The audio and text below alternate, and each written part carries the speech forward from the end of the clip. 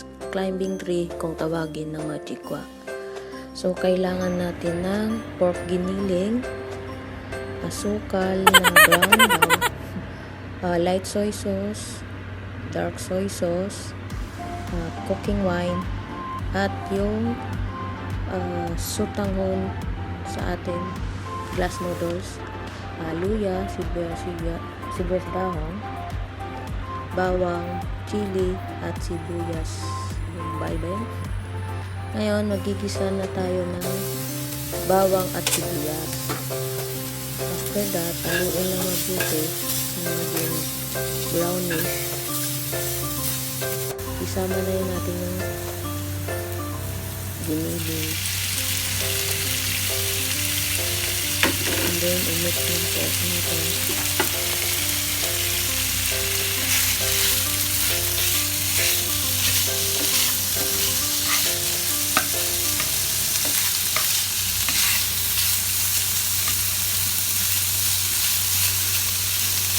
Haluin lang ng mabuti hanggat sa maging brown yung pork giniling. Ganyan na siya. And then, mix natin, lagay yung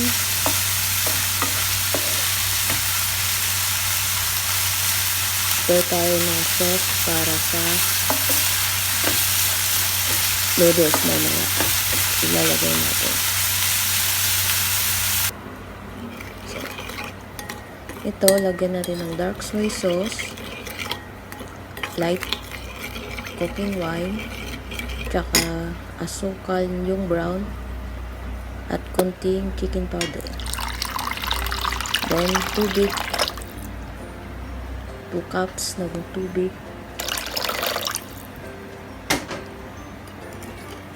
Haluin lang mabuti and then ilagay natin din mamaya sa giniling. So, yun. Pagkalagay natin ng sauce, hayaan natin kumulo and then lagyan ng yung ibang ingredients ilagay natin. Maya-maya. Ayan, lagay natin sili, saka yung sibuyas, dahon,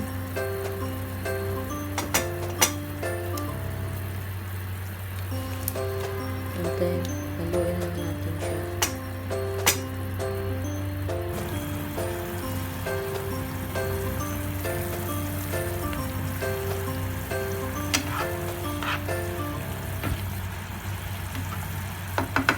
Pagkatapos mahalo, ilagay natin yung glass noodles o sutanghon.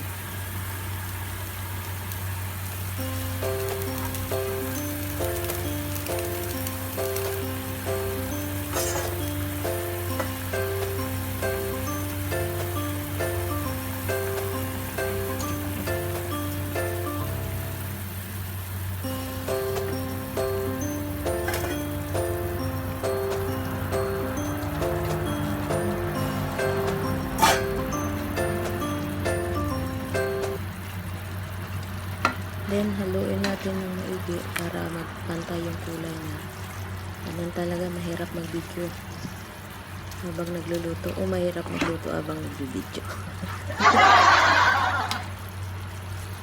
Hayaan natin hanggat sa i-medium lang yung apoy natin. Medium. Hayaan lang.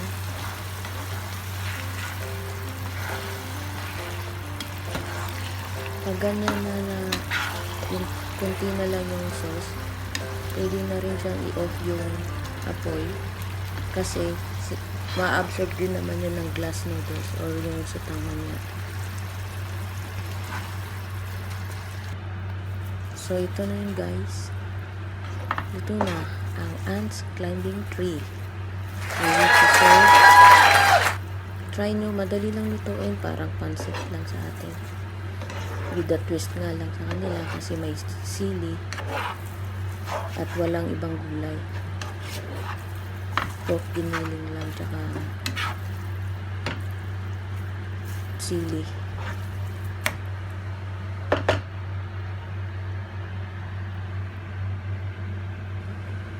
Ayan na siya. Cool down na lang and ready to serve. Pwedeng may kanin or pwede ring wala ng kanin. Bon appetit, guys! Pwede din yan ipalaman sa tinapay kung trip.